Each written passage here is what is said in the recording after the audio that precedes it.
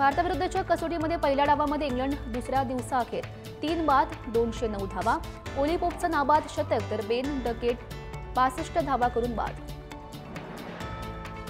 पहिल्या कसोटी सामन्याच्या पहिल्या डावात भारताच्या सर्व बाद 471 धावा, ऋषभ पंत, यशस्वी जयस्वाल आणि शुभमन गिलची तडाखेबंद शतक, अखेरच्या 41 धावांमध्ये गमावले 7 गडी।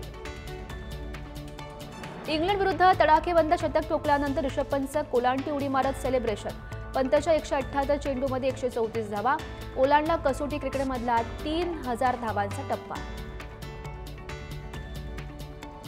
तब्बल 3006 दिवसानंतर मैदानामध्ये उतरलेला करुण नायर 0वर बाद, 8 वर्षांनंतर भारतीय कसोटी संघात कमबॅक, मात्र एकही धाव न काढता माघारी। श्रीलंका आणि बांगलादेशमधील पहिला कसोटी सामना अनिर्णित, नजमुल शांतोची नाबाद शतकी खेळी, तर श्रीलंकेचा अष्टपैलू खेळाडू अँजेलो मॅथ्यूजची कसोटी क्रिकेटमधून निवृत्ती।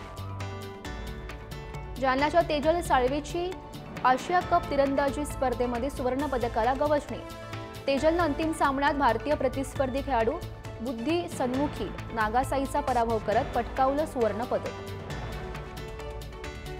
भारतीय हॉकीपटूंना क्रीडा मंत्रालयाकडून मासिक भत्ता जाहीर, राष्ट्रीय शिबिरांसाठी निवड झालेल्या खेळाडूंना प्रथमच दरमहा 25,000 रुपयांचा भत्ता।